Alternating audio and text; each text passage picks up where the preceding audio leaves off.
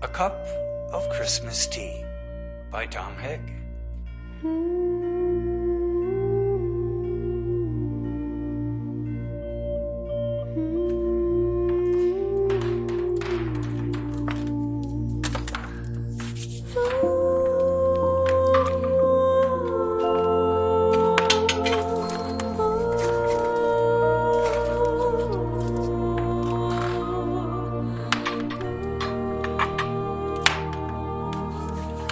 The log was in the fireplace, all spiced and set to burn.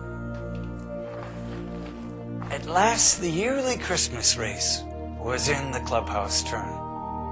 The cards were in the mail, the gifts beneath the tree, and 30 days till Visa could catch up with me. Though smug satisfaction seemed the order of the day, still something else was nagging me and would not go away. A week before, I got a letter from my great old aunt. It read, "Of course I'll understand completely if you can't, but if you find you have some time, how wonderful if we could have a little chat and enjoy a cup of Christmas tea." She'd had a mild stroke that year, which crippled her left side. Though housebound now, my folks had said it hadn't hurt her pride. They said she'd love to see you, and what a nice thing it would be for you to go and maybe have a cup of Christmas tea. But boy, I didn't want to go, and what a bitter pill to see an old relation and how far she'd gone downhill. I remembered her as vigorous, as funny, and as bright. I remember Christmas Eves when she regaled us half the night. I didn't want to risk all that. I didn't want the pain. I didn't need to be depressed. I didn't need the strain. And what about my brother? Why not him? She's his aunt too. I thought I had it justified.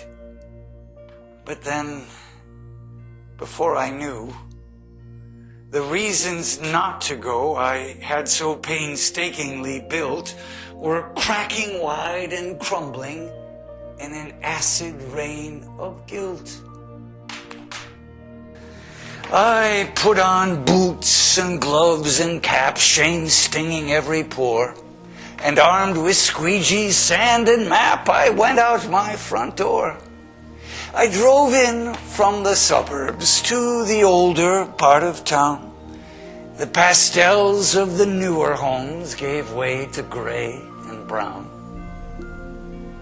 I had that disembodied feeling as the car pulled up and stopped beside the wooden house that held the Christmas cup. How I got up to her front door, I really couldn't tell. I watched my arm rise up and press the button on the bell.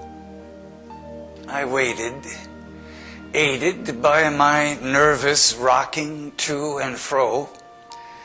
And just as I was thinking I should turn around and go, I heard the rattle of the china in the hutch against the wall, and the triple beat of 2 feet and a crutch come down the hall. The clicking of the door latch, the sliding of the bolt, and a little swollen struggle popped it open with a jolt. She stood there, pale and tiny, looking fragile as an egg. I had to force myself from staring at the brace that held her leg.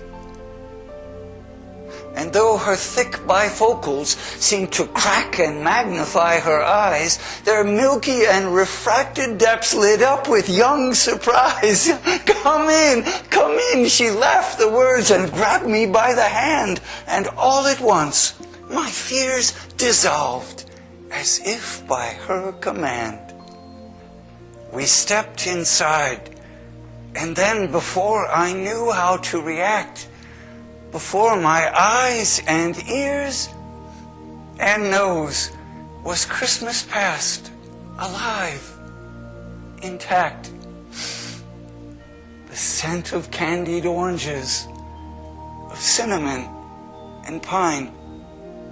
The antique wooden soldiers in their military line. The porcelain nativity I'd always loved so much.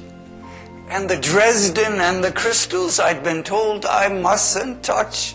My spirit fairly bolted like a child let out of class and danced among the ornaments of calico and glass. Like magic, I was 6 again,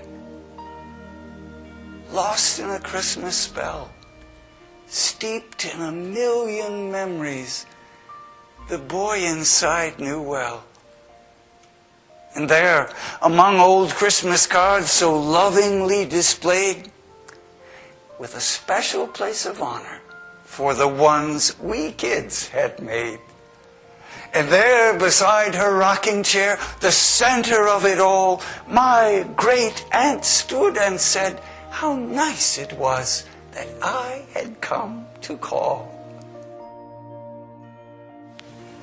I sat and talked about the weather and the flu. She listened very patiently, then smiled and said, "What's new?" The thoughts and words began to flow. I started making sense. I lost the phony breeziness I use when I get tense. She was still passionately interested in everything I did. She was positive, encouraging, like when I was a kid. Simple generalities still sent her into fits.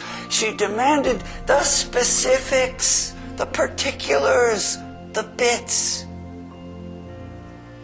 We talked about the limitations that she had had to face. She spoke with utter candor, with humor and good grace. Then, defying the realities of crutch and straightened knee, on wings of hospitality, she flew to brew the tea. I sat alone with feelings I hadn't felt in years. I looked around at Christmas through a thick, hot blur of tears. The holly and the candles she'd arranged on every shelf. The impossibly good cookies she still somehow baked herself. But these rich and tactile memories seem pale and somewhat thin when measured by the Christmas my great aunt held deep within. Her body halved and nearly spent, yet my great aunt was whole. I witnessed a Christmas miracle, the triumph of a soul. The triple beat of 2 feet and a crutch came down the hall. The rattle of the china in the hutch against the wall. She poured 2 cups. She smiled. She handed one to me. And then we sat back and had a cup of Christmas tea.